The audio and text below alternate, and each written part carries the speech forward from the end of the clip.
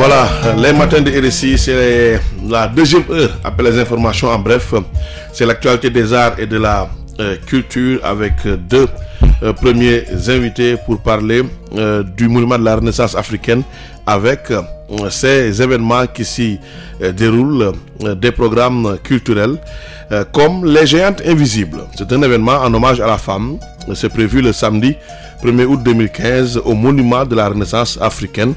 Un programme artistique qui intègre aussi une exposition de peinture dénommée Dimension féminine. Et pour en parler, nous sommes dans ce studio avec Hilo Guiabert, directrice des éditions Diaspora Noire et de la galerie Nubi Art, qui est à l'origine de cette initiative, et Racine Senghor, administrateur du monument de la Renaissance africaine. Racine Senghor, bonjour.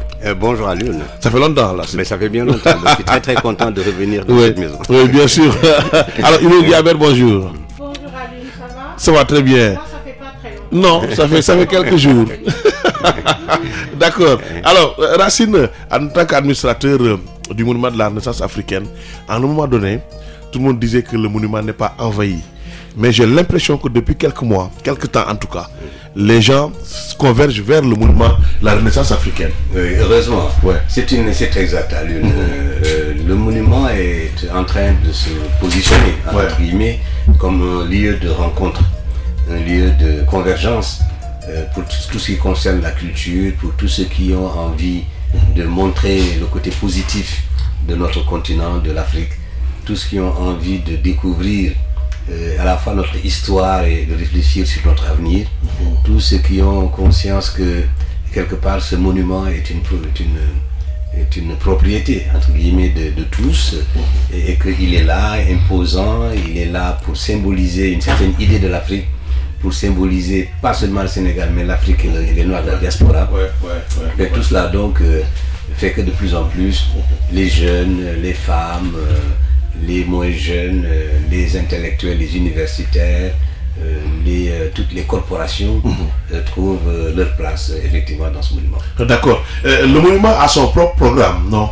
Le monument organise, je veux dire. Oui, tout à fait. Le monument a son programme, bien entendu, qui est très diversifié. Ça va dans tous les domaines de la création, de la réflexion aussi.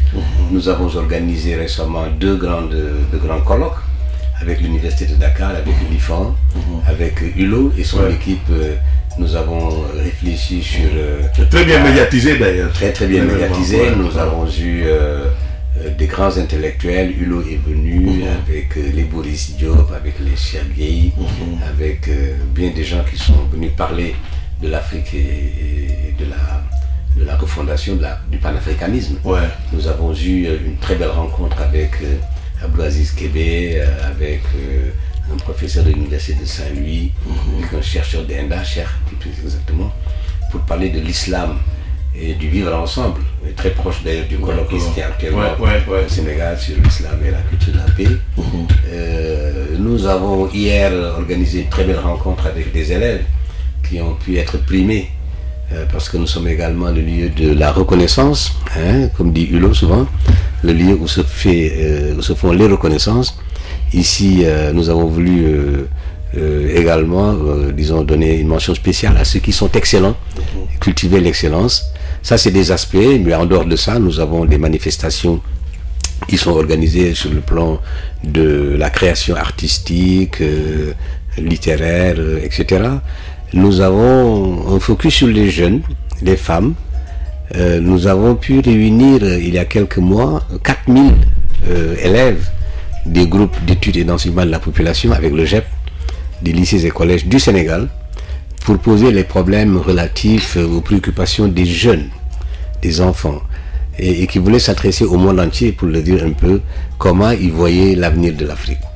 Et voilà, donc il y a une série d'activités comme ça, mais nous accueillons beaucoup d'initiatives, et ça c'est l'aspect, je pense, qui nous semble le plus important, que tout le monde, toutes les catégories se rendent compte que le monument est un espace dans lequel ils peuvent s'exprimer, ils peuvent développer leurs activités de concert avec nous, mais nous y allons sans hésiter. Nous avons des contacts avec des étrangers. Un de mes agents est actuellement aux États-Unis pour nouer des partenariats et développer des activités transfrontalières, des activités qui vont passer outre-Atlantique aussi, et amener à faire comprendre que le monument s'ouvre au monde. Il n'est pas seulement que sénégalais, il n'est pas seulement qu'africain, il s'ouvre au monde. Donc nous avons une série d'activités effectivement comme ça, et nous avons aussi un grand projet, celui des trophées du monument de la Renaissance africaine. C'est une idée de Madame Mously Diakhaté, l'honorable députée Mously Diakhaté, qui s'est investie entièrement pour que le monument de la Renaissance puisse refléter ce que l'Afrique a de plus positif. Et c'est l'idée des trophées de la Renaissance africaine que nous devions organiser au mois de juin, mais compte tenu des circonstances, nous avons dû décaler un peu. Nous sommes en train de voir avec l'honorable député Mously Diakhaté et son équipe comment organiser cette grande manifestation d'ici la fin de l'année 2015 dans les meilleures conditions. Je rappelle que ces trophées de la Renaissance devraient primer un jeune écrivain. Un jeune écrivain, parce que les jeunes écrivains, il faut les encourager, c'est l'espoir.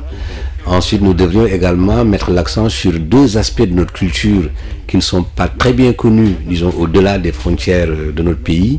Il s'agit, pour nous qui vivons à Ouakam et au milieu des Lebou, des danses traditionnelles Lebou comme le Ndorabine, que nous allons mettre en exergue.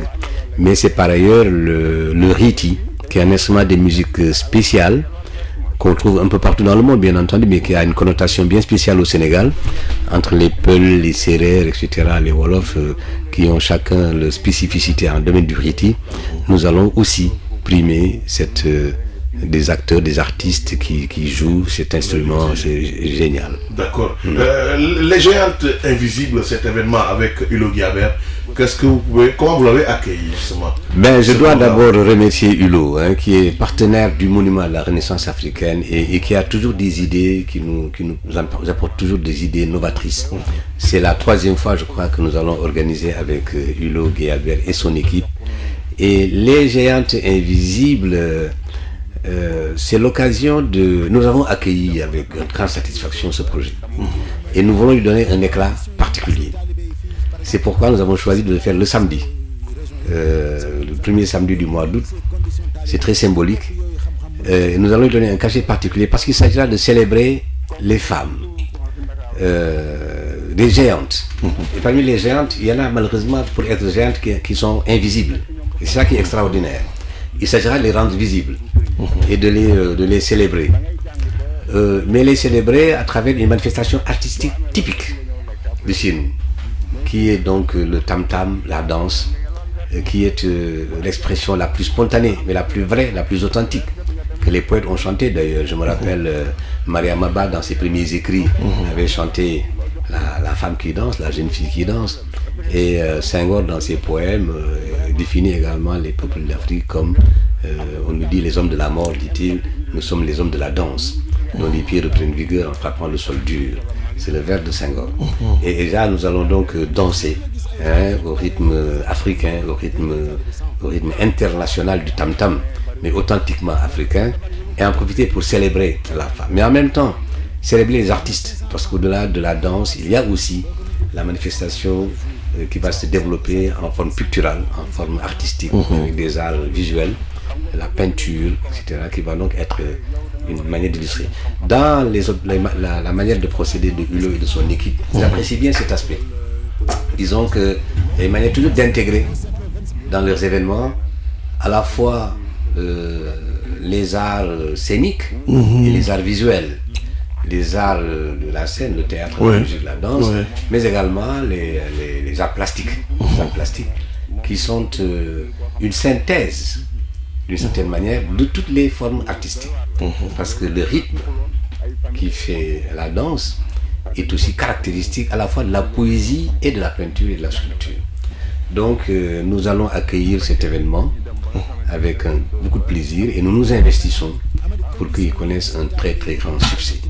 Je dois dire, peut-être que c'est intéressant, que la veille de cet événement, l'organisation de la francophonie, l'OIF, accueille au monument 8 pays qui sont au Sénégal pour des artistes, des stylistes qui sont au Sénégal pour améliorer leurs compétences dans ce domaine.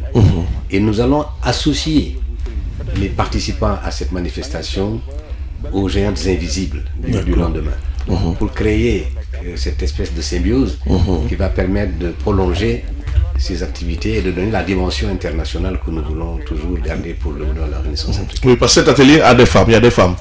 Oui. Avec l'OIF et Patéo. Et avec Patéo et Tané. Justement, Tané Diagne, oui, il y a des artistes qui viennent de 8 pays différents, justement, qui viennent avec des femmes. Oui, justement. Mais quand on parle des jeunes invisibles, qui concernent les femmes, les hommes ne sont pas exclus. Non, je ne pense pas. Les hommes ne sont pas exclus. Ils ne sont pas exclus, ils peuvent venir honorer leur femme, leur mère, leur tante, etc. C'est-à-dire qu'en fait, ce concept, c'est vraiment quelqu'un qui trouve dans son entourage une femme qu'il juge être une géante, mais qui n'est pas visible, de la nominer.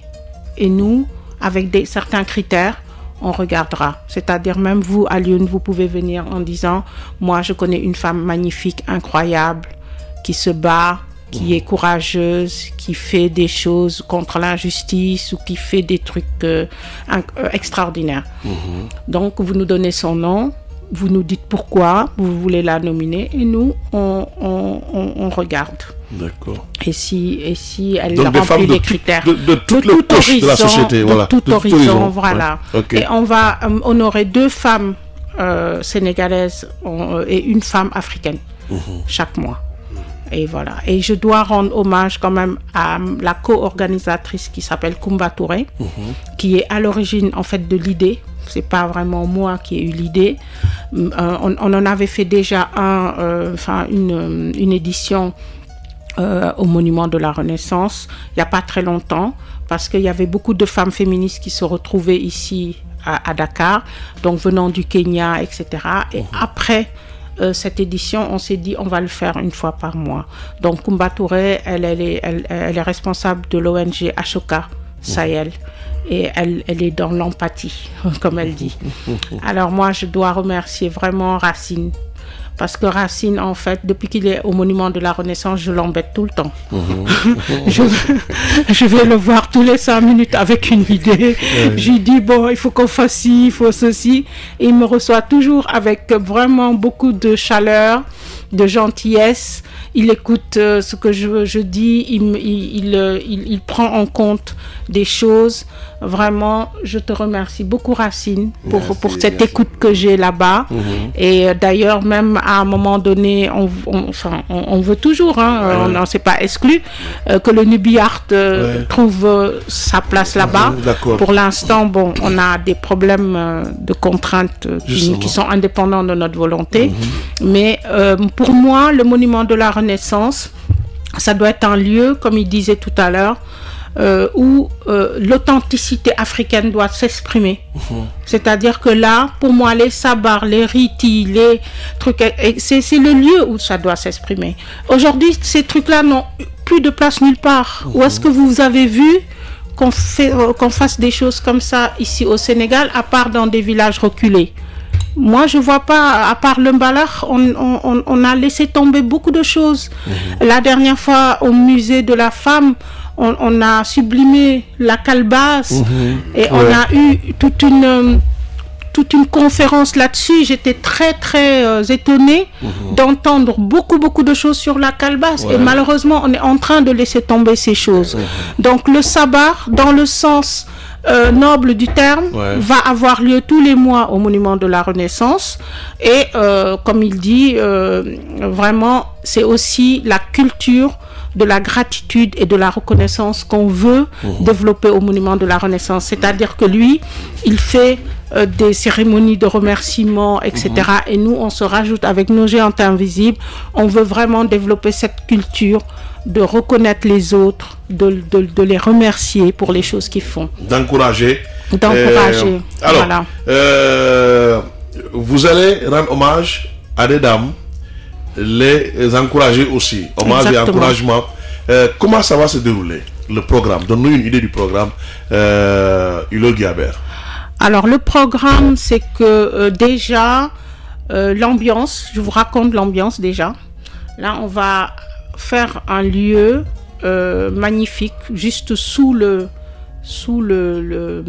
statue, avec une vue sur tout Dakar. D'accord. On va mettre des flambeaux avec donc une ambiance un peu fanale, comme on faisait à Saint-Louis. Donc, pour donner aux auditeurs qui veulent venir une idée de comment ça va se passer, il va falloir monter les escaliers.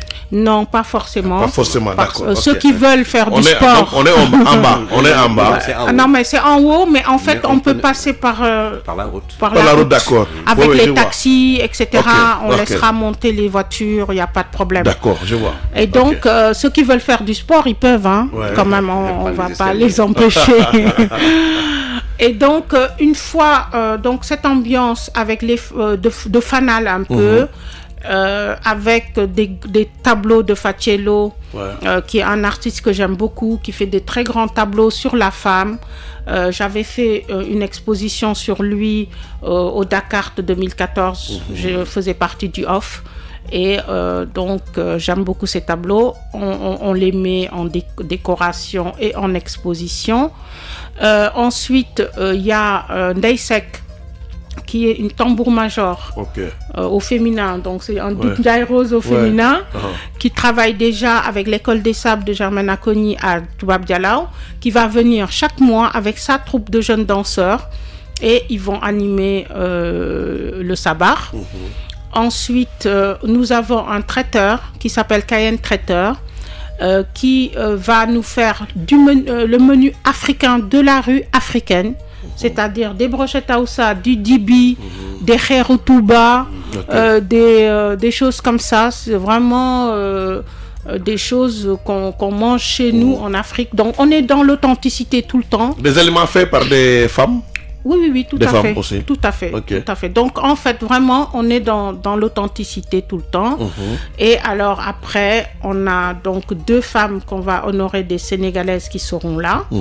On a une première Sénégalaise qui s'appelle Seynabou Ndiaye, qui est assez connue, un peu connue. Elle est interprète, traductrice. Elle a fait toute une carrière à l'UA, l'unité africaine, à Addis Abeba. Elle fait partie elle est présidente du réseau Femmes Solidarité et beaucoup d'autres choses. Enfin, c'est une promotrice aussi de la bonne gouvernance. On a une deuxième Sénégalaise qui, en fait, est une vraie gente invisible. Elle est invisible, mais elle fait des choses vraiment très, très belles. Elle est directrice d'un grand hôpital. Elle dirige l'hôpital de Guédiawaye qui s'appelle le Roi Baudouin. Et c'est une femme d'une rigueur, d'une abnégation, etc. incroyable. Elle a déjà été à l'hôpital Fann, à l'hôpital Albert Royer, etc. Et on va la faire découvrir parce que la rigueur qu'elle a, etc. Et on a une femme burkinabé qui ne sera pas là, mais on a invité l'ambassadeur du Burkina à venir pour recevoir son trophée. C'est une femme qui a un parcours très, très atypique. Elle est présidente des femmes vendeuses de Dolo. Là-bas. Dolo, c'est quoi? En fait, c'est une boisson. Voilà.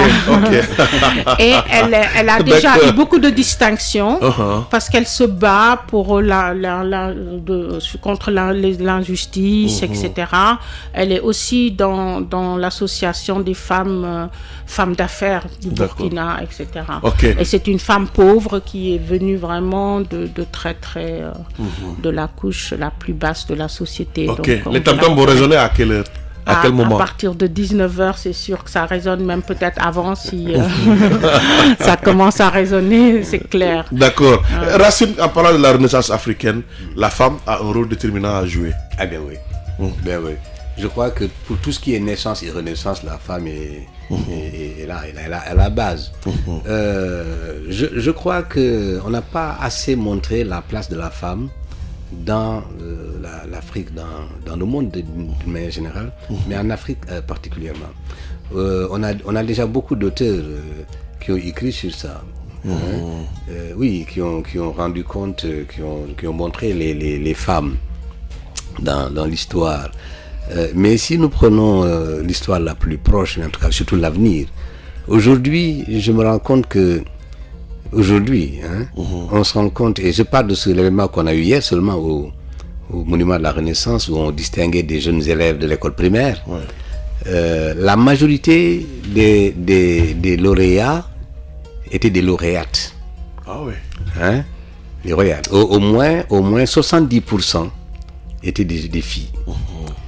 On m'a expliqué que la réalité des établissements scolaires, c'est ça. Les filles sont les meilleures. On pourrait le contrôler d'ailleurs peut-être tout à l'heure au concours général. Je confirme. Voilà, on peut le contrôler. Mais en tout cas, elles sont les meilleures. Mais elles sont engagées dans ce qu'elles font. Et l'avenir, donc, appartient d'une certaine manière à ces jeunes filles qui vont diriger et qui vont tenir, etc. Les géantes invisibles, on a donné l'exemple de quelques femmes qui font des choses magnifiques, qui ne sont pas bien connues, mais qu'il faut révéler. Mais nous sommes convaincus, au Monument de la Renaissance africaine, et d'une manière générale, tout le monde est aujourd'hui convaincu que les femmes ont une place particulièrement importante pour tout ce qui est de l'avenir de l'Afrique. Quand on parle de Renaissance, il s'agit de mettre l'Afrique au niveau des autres pays, des autres continents, et même d'amener l'Afrique à faire mieux que les autres. Nous sommes dans un monde où on ne peut plus rester en arrière. Tous les pays africains de plus en plus font comme le Sénégal, ils ont des plans émergents. Tous, n'est-ce pas? Je crois que le Sénégal a beaucoup inspiré sur ce plan-là. Mais cette émergence-là se fera avec les femmes, c'est clair. C'est clair. Donc, il ne faut pas se voiler la face. Donc, en tout cas, nous avons une option très claire à ce niveau-là. Nous avons reçu avant-hier un groupe de femmes américaines qui sont venues accompagnées d'un imam américain. C'est extraordinaire. L'imam, il venait avec des femmes.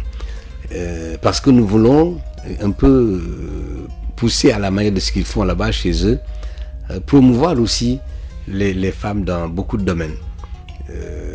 Quand je dis beaucoup de domaines, je pense à tous les domaines comme la science, comme tous les domaines scientifiques, la technique, la technologie, les métiers modernes, les métiers émergents, comme il y a des corps émergents et des métiers émergents.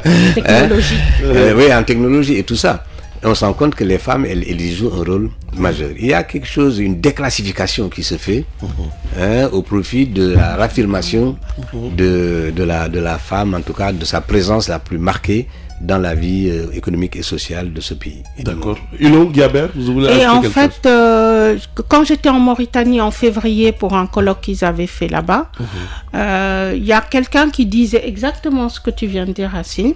Et en fait, lui, il disait carrément que dans les universités africaines, et en particulier en Mauritanie, les femmes, elles étaient majoritaires dans les filières scientifiques. Que c'était les femmes qui étaient maintenant dans les filières scientifiques, mais même partout en Afrique apparemment.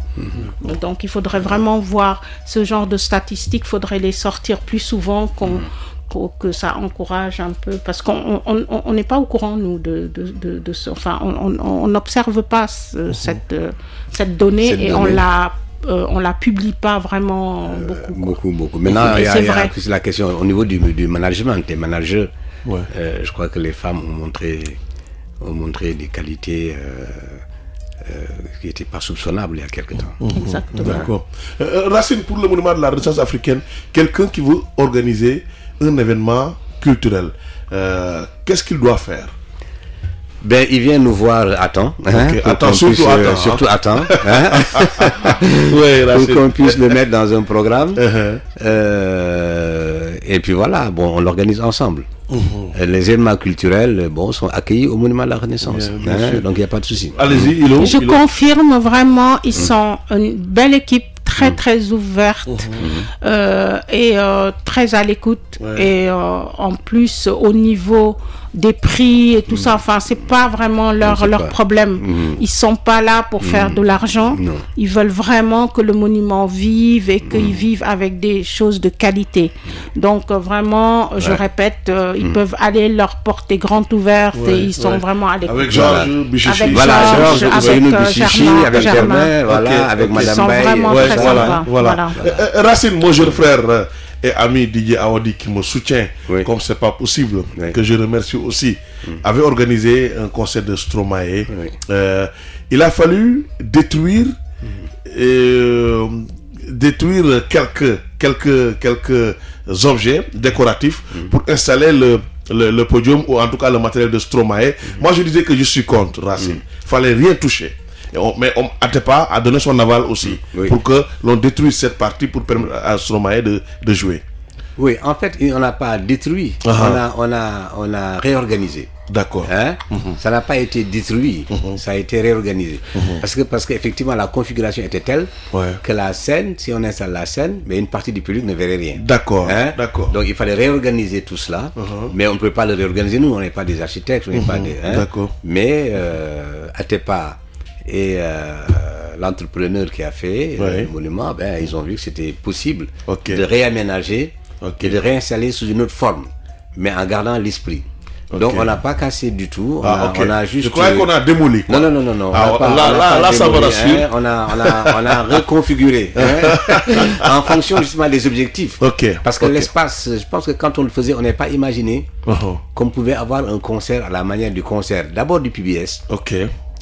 Ensuite, cette rencontre que les lutteurs ont organisée là-bas, Balla Gaye et Messène, pour leur face-à-face, qui a amené des milliers de personnes, et le concert de Stromae. Ces trois événements nous ont montré que le monument pouvait accueillir des types d'activités, mais qui nécessitaient une reconfiguration un peu de l'espace. Et tout le monde est d'accord que le monument peut abriter des choses assez importantes. Je vois que tout le monde est d'accord là-dessus. Tout le monde, le Festival mondial des arts nègres l'avait exploité aussi. Déjà, avec la scène jazz, en 2010. Voilà. Et bon, on veut poursuivre des trucs comme ça. Et puis voilà. Nous accueillons beaucoup depuis quelque temps de grands randonneurs. D'accord. Des randonnées pédestres. Les gens viennent par milliers. Et je dois saluer l'association des Amis du Baobab. Jean-Michel Sec et son équipe. Jean-Michel Sec. Qui ont un concept de marche de la Renaissance, qui est une randonnée spéciale, très culturelle, qui permet aux partisans du monument de découvrir des grands sites culturels, historiques, touristiques de la région de Dakar. Et ça, c'est super, c'est fabuleux. Bien sûr. Nous avons reçu l'association, l'amicale des militaires, des médecins militaires sortis des écoles militaires de santé, avec près de 2000 randonneurs, ainsi que les randonneurs organisés par l'armée française, la base française ici. Et cela également nous a amené à repenser notre espace et à voir comment le rendre un peu plus intéressant pour des activités de cette nature-là. D'accord. Hulot, donc on peut dire c'est le premier numéro avec cet événement du 1er août, samedi. Tout à fait, donc tous les mois. Femme géante, Géante invisible. Voilà, donc c'est le premier numéro. C'est le premier numéro, ce sera tous les mois, tous les mois. Et vraiment, je pense qu'on n'a pas assez de jours pour... parce qu'il y a la liste des géantes invisibles, je crois qu'elle est énorme. D'accord. Les trophées sont symbolisés par quoi précisément? Alors, on a fait une belle poupée, une poupée africaine, habillée en wax, etc. Et donc, c'est une poupée qui est réalisée par Oumar Keïta, qui est un décorateur très, très inventif, qui travaille déjà avec le musée de la femme. Et d'ailleurs, le musée de la femme est partenaire aussi, nous soutient. Et donc, on a fait... en fait, c'est symbolique. C'est pas une poupée chère ou quoi que ce soit, elle est belle. C'est juste pour, on va marquer Géante invisible dessus, on pourra le mettre sur son salon et dire pour parler d'avenir, non? Pour se projeter vers l'avenir, non? Ça ne symbolise pas? Oui, tout à fait, c'est ça, voilà. Et puis, ça encourage vraiment ces femmes-là, en fait, et puis d'autres femmes qui vont regarder ces exemples, qui vont dire, c'est un repère, c'est un exemple, on veut aller dans ce sens. Et puis aussi, comme on disait tout à l'heure, vraiment la culture de la reconnaissance. Dire à quelqu'un merci. Dans le programme, l'exposition de Pacello ou Facello, c'est avec des tableaux en hommage à la femme.